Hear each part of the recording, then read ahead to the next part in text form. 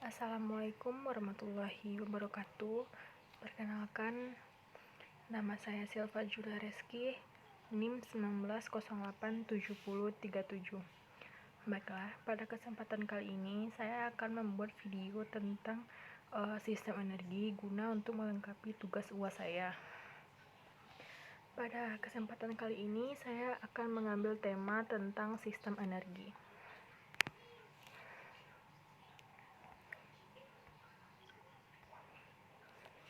Energi. Dalam kapasitas untuk melakukan kerja, kita membutuhkan energi. Dalam melakukan segala aktivitas, kita membutuhkan energi. Jika tidak ada energi, maka kita tidak bisa melakukan sebuah aktivitas. Jadi kuncinya di sini yaitu dalam melakukan aktivitas kita membutuhkan energi.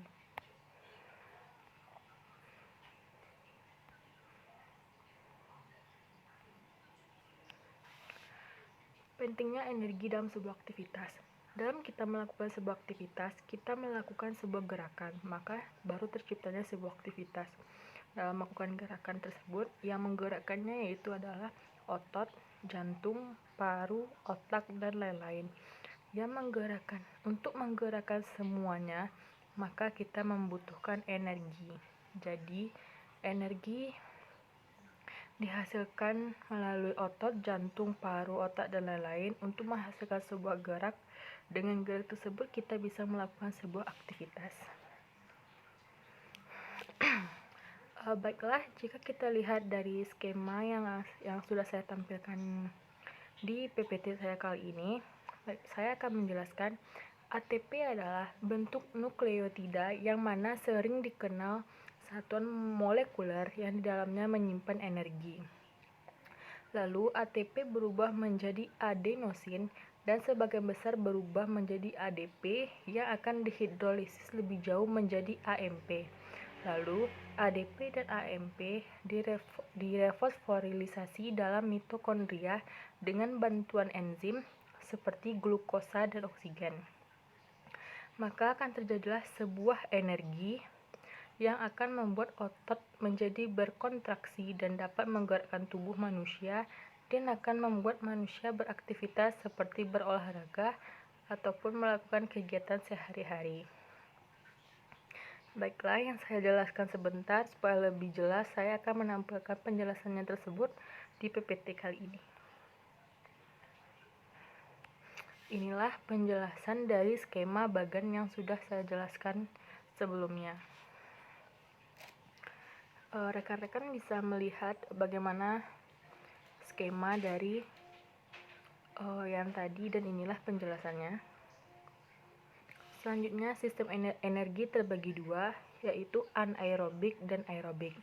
Anaerobik, proses metabolisme energi tanpa menggunakan oksigen, dan aerobik, proses metabolisme energi dengan menggunakan oksigen. Jadi, perbedaan antara anaerobik dan aerobik bisa kita lihat di sini, yaitu anaerobik tanpa menggunakan oksigen dan aerobik dengan menggunakan oksigen.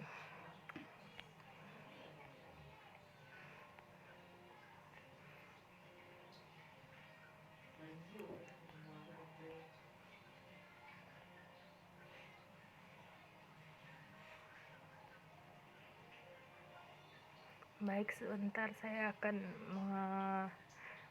memperlihatkan bagan dari sumber energi untuk pembentukan ATP.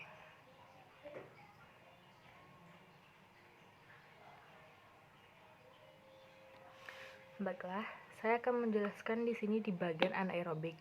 Dalam proses ini, proses anaerobik yaitu bisa melalui PC atau fosfokreatin dengan bantuan kreatin fosfo yang terdapat dalam otot akan dipecah, dan melalui proses pemecahan ini akan membentuk ATP dan ADP sehingga mampu menghasilkan suatu energi. Dan ada juga proses pembentukan anaerobik ini yaitu dibantu dengan glikolisis anaerobik yang terdapat pada makanan dan dapat dirubah menjadi glukosa. Kemudian glukosa itu sendiri dirubah menjadi energi. Selanjutnya, pada aerobik, sistem metabolisme aerobik, proses yang membutuhkan oksidasi atau oksigen, lalu glukosa, lemak, dan protein dari makanan akan dipecah sehingga menghasilkan energi. Jadi, anaerobik dan aerobik bisa membentuk rumus dari ATP, yaitu ADP plus PI.